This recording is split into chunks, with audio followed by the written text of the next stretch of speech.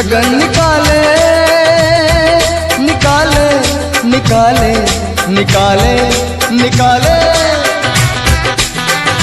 लगन निकाले नारद बाबा, लगन निकाले नारद बाबा। देख गौरी के हाथ, गौरी की शादी है भोले बाबा के साथ। गौरी की शादी है भोले बाबा के साथ। लगन निकाले नारद बाबा, लगन निकाले नारद बाबा। देख गौरी के हाथ, गौरी की शादी है भोले बाबा के साथ। गौरी की शादी है भोले बाबा के साथ।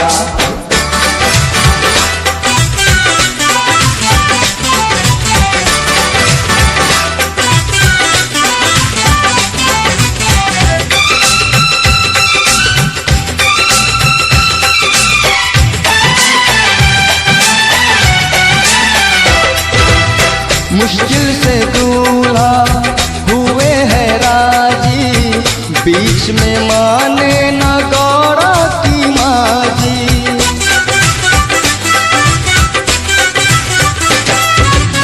मुश्किल से दूल्हा हुए है राजी, बीच में माने न गौरा की माजी।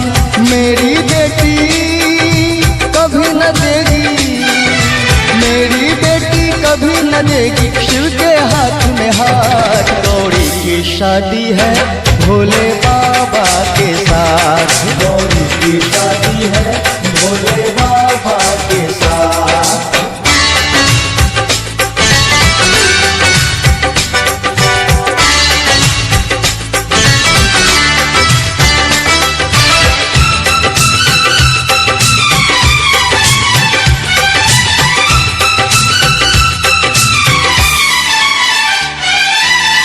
अपने तो औघर भंगिया चबाए, पार्वती को वहाँ भूखे सुलाए।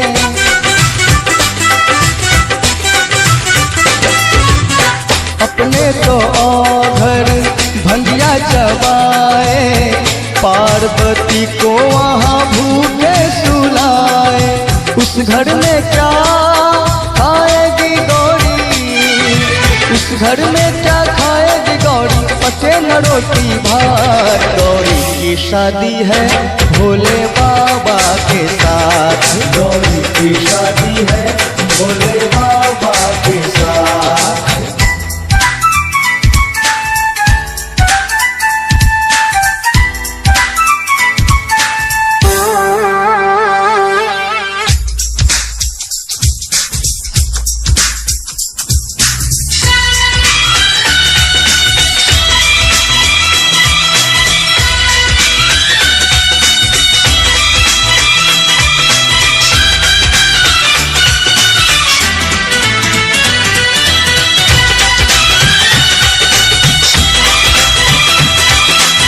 शिव ने जब सुंदर रूप बनाया, तब जाके दूल्हा को मंडप में लाया।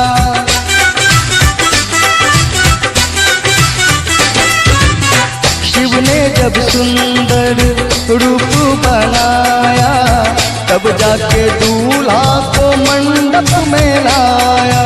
हनी भक्त सब नाचो गाओ, हनी भक्त सब नाचो गाओ, जब जब हो शिवरात। गौरी की शादी है भोले बाबा के साथ। गौरी की शादी है भोले बाबा के साथ। लगन निकाले निकाले निकाले निकाले निकाले, लगन निकाले नारद बाबा, लगन निकाले नारद बाबा। देख गौरी के हाथ, गौरी की शादी है भोले बाबा